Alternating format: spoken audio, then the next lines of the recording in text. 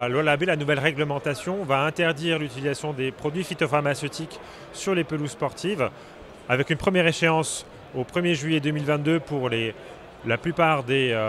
pelouses sportives, des terrains de foot et des terrains de sport, et les abords, les ROF des terrains de golf, et avec une deuxième échéance au 1er janvier 2025 pour l'ensemble des terrains sportifs, donc les terrains qui ont plus de contraintes, les terrains d'élite, qui ont plus de temps d'adaptation parce que plus de contraintes. En janvier 2025, on regardera également s'il reste encore des impasses pour ne pas mettre les gestionnaires de terrain dans des impasses techniques.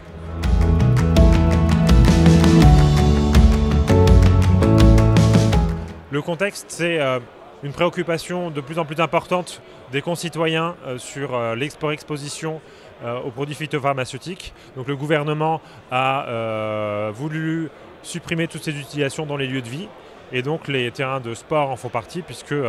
nos enfants, nous, quotidiennement, nous y passons potentiellement pas mal de temps.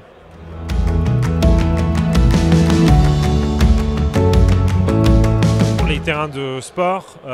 présentent des contraintes assez importantes pour la jouabilité et aussi pour la sécurité des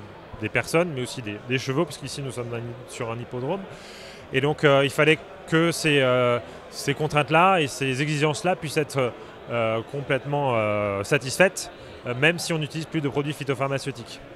Et donc on a négocié, on a trouvé une solution de compromis entre les délais pour trouver des solutions et une porte de sortie si jamais des solutions ne pouvaient pas être trouvées à l'échéance du 1er janvier 2025. Les acteurs du sport sont venus ensemble vers nous. Nous ont détaillé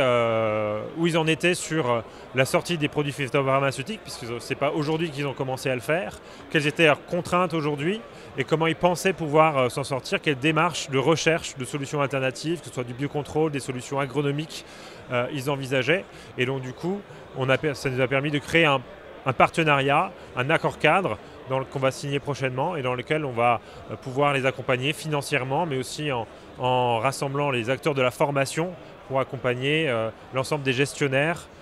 collectivités, mais aussi acteurs privés, pour pouvoir monter en compétence sur ces sujets-là.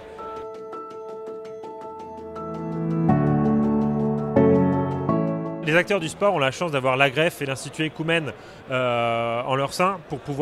qui est un institut avant-gardiste sur ces sujets-là et qui travaille depuis plusieurs années sur les solutions alternatives, notamment les solutions de biocontrôle, qui sont des produits phytopharmaceutiques naturels et à moindre risque. Et dans ce cadre-là, ils nous ont proposé plusieurs projets qu'on finance depuis 4-5 ans dans le cadre du programme Ecophyto, qui est financé par l'Office français pour la biodiversité, qui est notre opérateur sur ce sujet.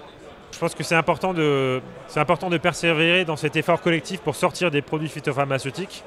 Les citoyens en ont envie, les sportifs en ont envie, les décideurs des fédérations sportives en ont envie. Et donc on est là pour pouvoir les accompagner en mobilisant l'ensemble des acteurs qui sont